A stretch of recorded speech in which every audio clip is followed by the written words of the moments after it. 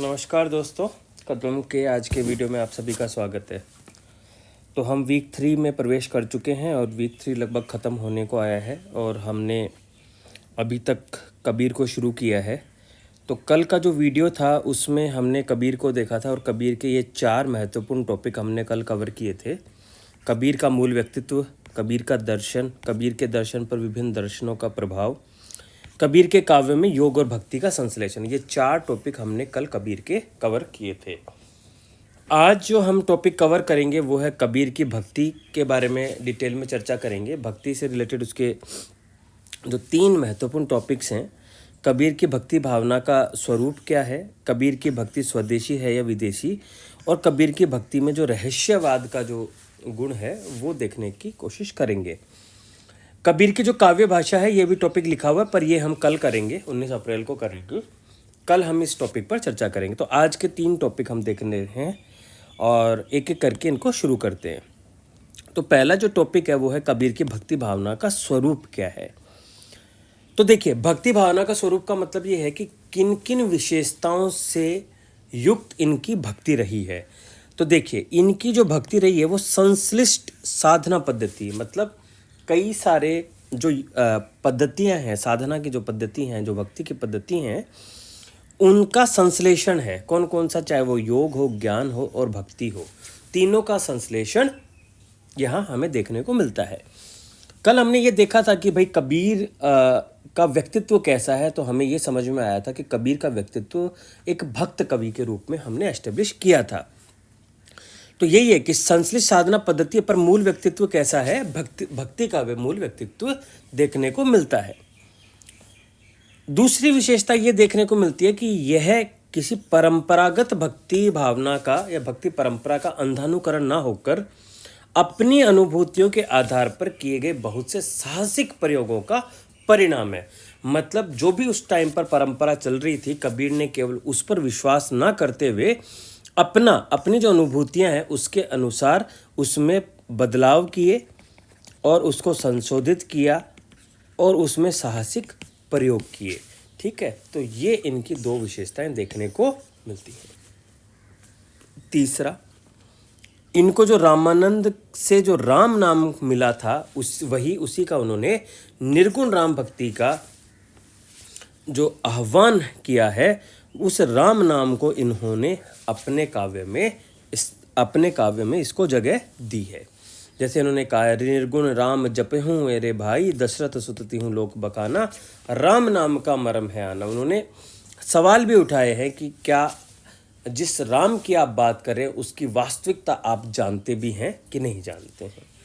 ठीक है, तो राम नाम यद्यपि रामानंद से मिला है, इसी कारण बारीकी से देखें तो सगुण और निर्गुण दोनों की संश्लिष्टता यहाँ पर क्या आती है, नजर आती है। जैसे ये वाला जो इनकी पंक्तियाँ हैं ये इस चीज़ को प्रमाणित करती हैं। संत धोखा कासु कहिए, किन से धोखा कर रहे हैं, गुण में निर्गुण में गुण, बाँट छांडी क्यों बहिए, कि आप धोखा क्यों कर रहे हैं, निर्गुण और सगुण में अंतर ना करते हुए, ये लड़ाई को छोड़ते हुए आप अपनी बात कहिए। तो ये कबीर कहते हुए नजर आते हैं, इसलिए इन्होंने निर्गुण और सगुण का भी क्या किया है, संश्लिष्ट किया है।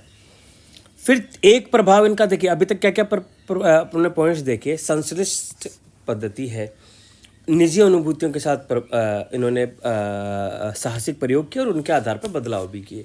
रामानंद से नाम मिला और लेकिन दोनों का संश्लेषण इन्होंने किया। 3 पॉइंट देखे। चौथा है अद्वैतत्व का प्रभाव यहाँ देखने को मिलता है। निश्चित रूप से शंकराचार्य, कल हमने पढ़ा था, शंकराचार्य के अद्वैतत्व का प्रभाव यहाँ देखने को मिलता है। तो ये इसके इसलिए आप दोहा यूज़ कर सकते हो, या जो घड़े वाला दोहा है वो भी आप यूज़ कर सकते हो। इन्होंने भी नाथ पंथियों की अक्षरता, अमायिकता का गहरा प्रभाव इन पर देखने को मिलता है और इन्होंने सरल भक्ति को नहीं स्वीकारा, भक्ति को भी सर्वसुलभ नहीं माना, उसके लिए एफर्ट्स मारने पड़ेंगे। ये बात कबीर ने मानी है। कल हमने ये दोहा कल भी देखा था, कबीर ये घर प्रेम का खाला का घर नाही, शीश उतारे हथी करे सो घर पैसे नहीं। तो ये वाला जो बात है कि भक्ति इतनी आसान है, ये बात कबीर जी ने इसको खारिज किया है, और इस पे जो पृष्ठभूमि है वो कहीं ना कहीं नाथपंथियों की पृष्ठभूमि है। फिर सूफियों का प्रभाव कल भी देखा था हमने। देखो चीज़ें रिपीट हो रही है, एक बार कॉन्सेप्चुअल क्लैरिटी आ जाएगी तो चीज़ें केवल रिपीट है, बस शब्दों का हेरफेर है, कॉन्सेप्ट्स एक ही हैं। कल हमने देखा सूफियों के प्रभाव में, कल हमने क्या देखा था कि भावनात्मक रहस्यवाद का प्रभाव इन पर क्या है, ज़्यादा है। तो वही है, भावनात्मक रहस्यवाद जब ज़्यादा होगा तो क्या होगा, विरह की वेदना होगी, मिलन की मस्ती होगी, ये सब देखने को मिलेगा। और ये कौन सा भाव है, तसव्वुफ का भाव है।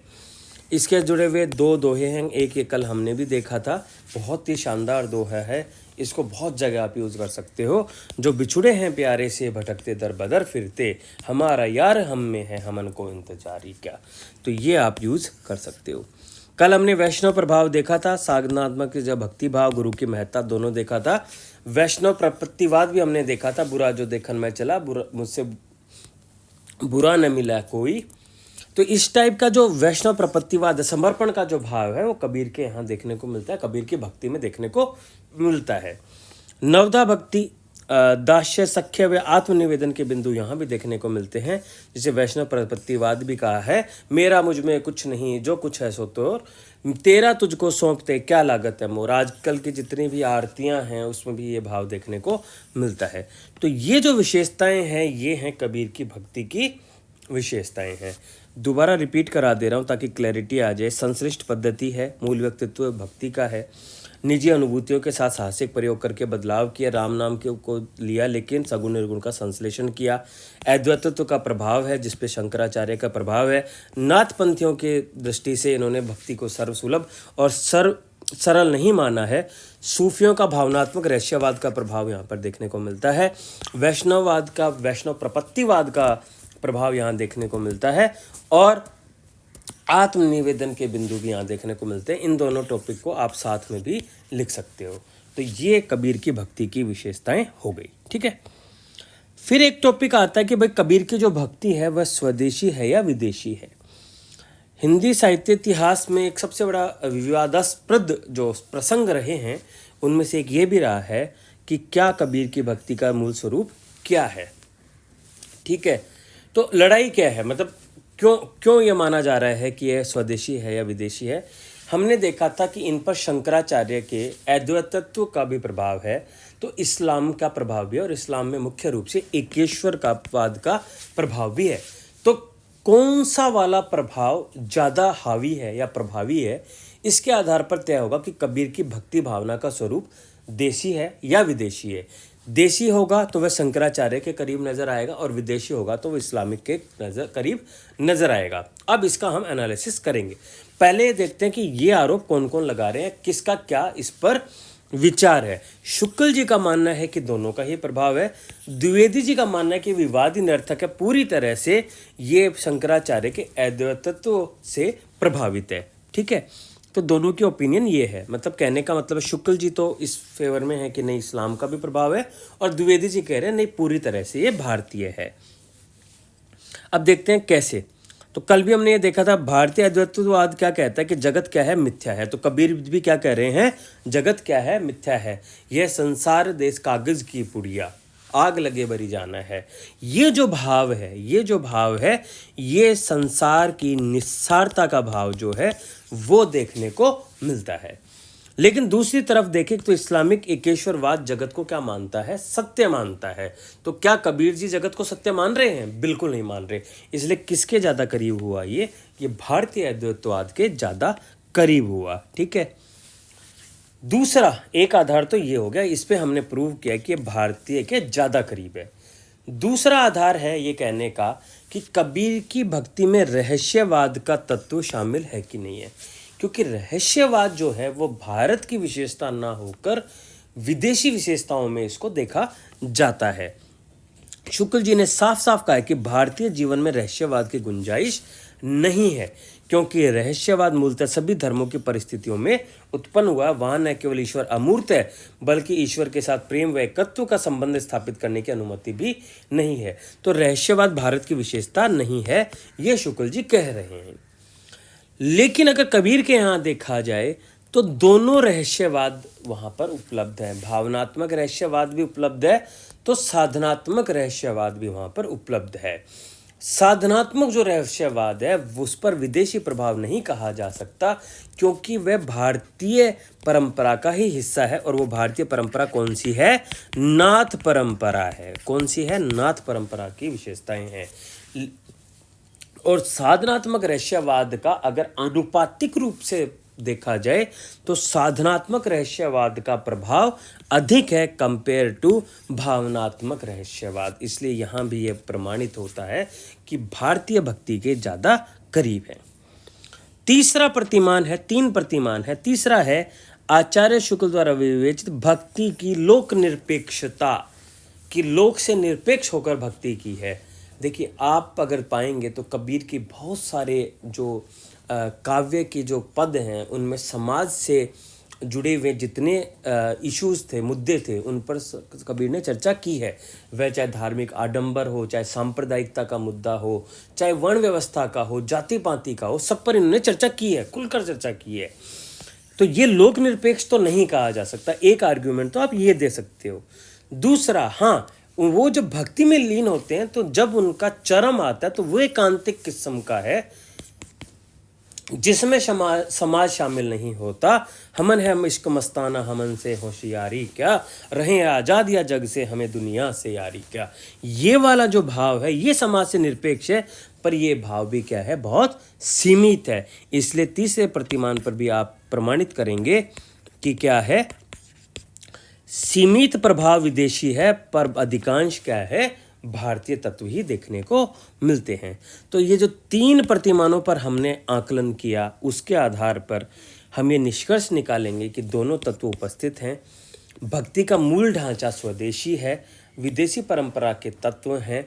तो ये संश्लिष्ट भक्ति प्रणाली है, पर इसके मूल आत्मा जो है वो भारतीय ही है। ठीक है, इस टाइप से आप इसका निष्कर्ष दे सकते हो।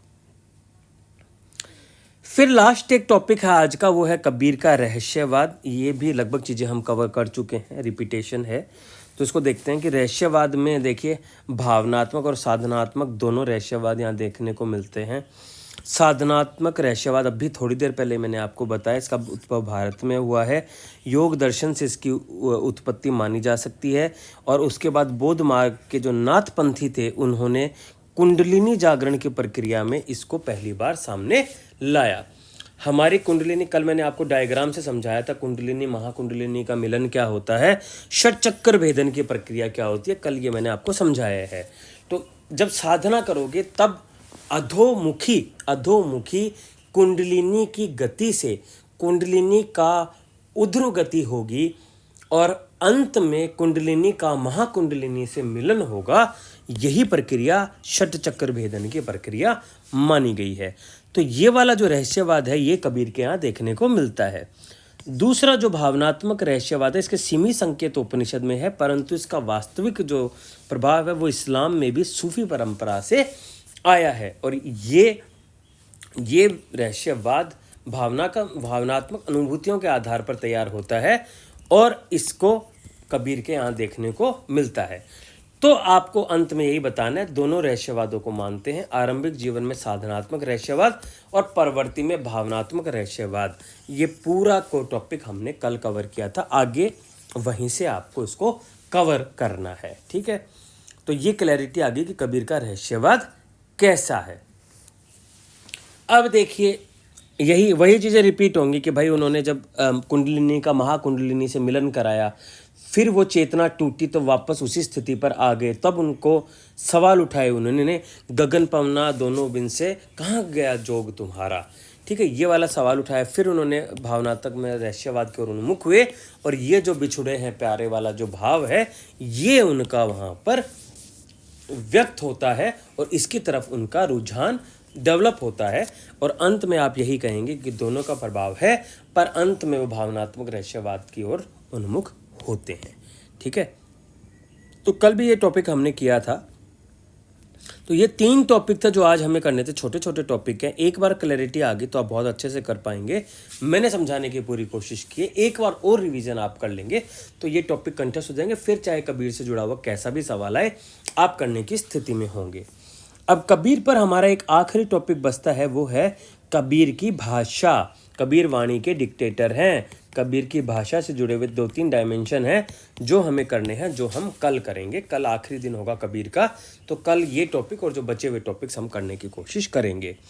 तो उम्मीद है आज का वीडियो आपको अच्छा लगा होगा। आप फीडबैक ज़रूर दें मुझे। अगर कोई कमियां हैं वीडियो में, आपको समझने में दिक्कत हो रही है, कोई भी आपके सुझाव हैं, तो आप मेरे से संपर्क कर सकते हैं। टेलीग्राम ग्रुप पर भी संपर्क कर सकते हैं, तो आप यहाँ पर भी कमेंट बॉक्स में लिख सकते हैं। तो आज के लिए बस इतना ही। बहुत बहुत धन्यवाद।